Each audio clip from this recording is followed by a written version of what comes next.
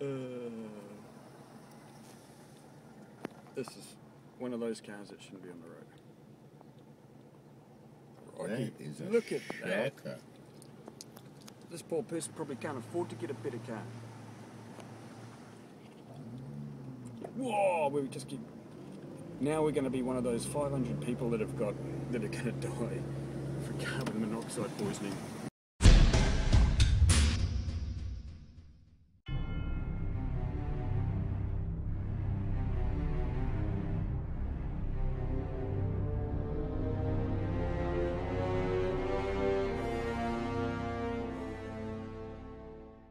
G'day everybody, Chris Jelly here with episode 2 of the Car Info Show. Last week I dispelled the myths surrounding New Zealand new versus Japanese imports.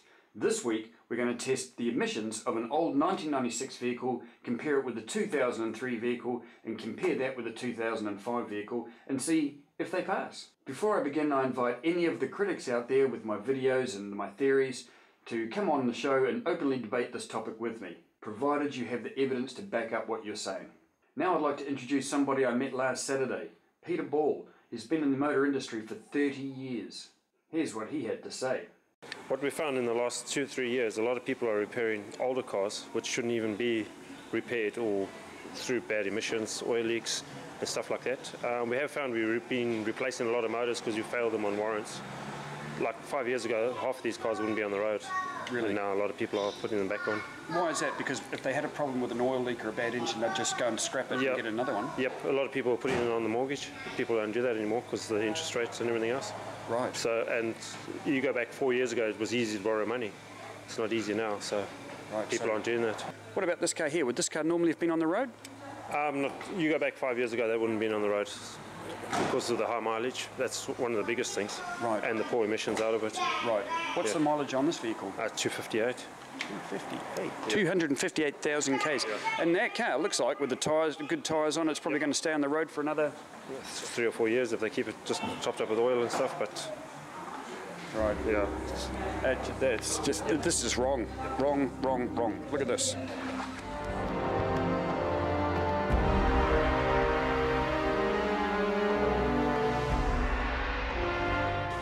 That's what we want to be getting off our roads. I'm worried about those older vehicles, and with less fresh imports around, buying a new one is about to get a lot more expensive. Now over to everyone's favourite, Wayne Kerr.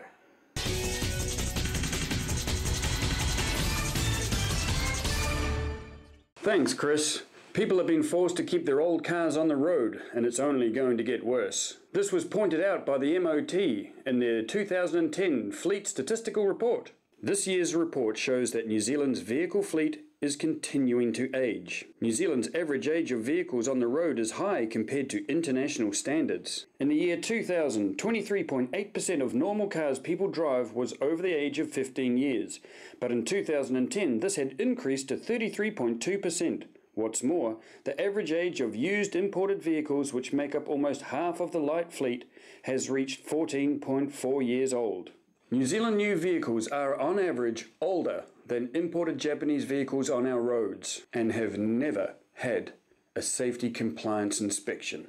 The report goes on to say, vehicle replacement volumes have dropped significantly over the past 3 years. The rate of scrappage was very low in 2010, signalling that more people are holding on to their vehicles instead of replacing them with newer models. The effect of this can be seen in the levelling off of the light fleet size and increased proportion of older vehicles. Only these low scrappage levels have prevented the fleet size from dropping. So I guess we've got about the right amount of cars on the road at the moment. As a result of this trend, more vehicles will require replacement in the next 5 years. Where will these replacements come from when the new emissions rule reduces 85% of fresh imports? Again, the public is forced to keep older, higher polluting, more dangerous vehicles on the road. Now we cross live to our global roving reporter CJ and the results of the New Zealand sanctified emissions test.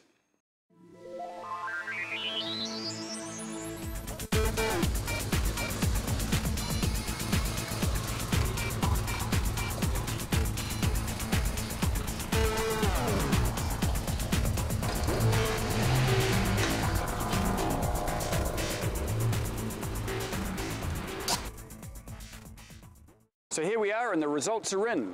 The FB14 1996 Nissan Lucino, pass.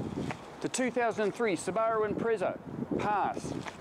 The 2005 Mazda Demio, pass. Now, if all three of these cars pass the current government emission standard, an admission test, you must ask yourself, why on earth are we cutting out 85% of the better quality, lower kilometre, cleaner cars from Japan and forcing these old dungers to stay on the road? These are unsafe cars, some of them don't have catalytic converters, some of them are badly maintained, and they pollute. Why does the government want us to keep these cars on the road and take those off? As the sun sets on the beautiful Auckland city, one thing has become abundantly clear, and that is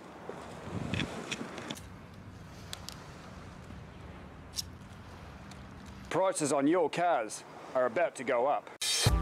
In this week's episode, we tested the emissions of 3 vehicles with similar engine sizes, and we found that they all passed. Conversations with knowledgeable members of the industry confirmed that the New Zealand public is starting to hold on to their vehicles much longer, which coincides with MOT's own 2010 annual fleet report. Supposedly we're doing this to clean up New Zealand's air. This new emission rule, how's it going to achieve that? Tune into the Car Info Show, and remember, be nice to your car. If this rule goes through, you may have it a lot longer than you think.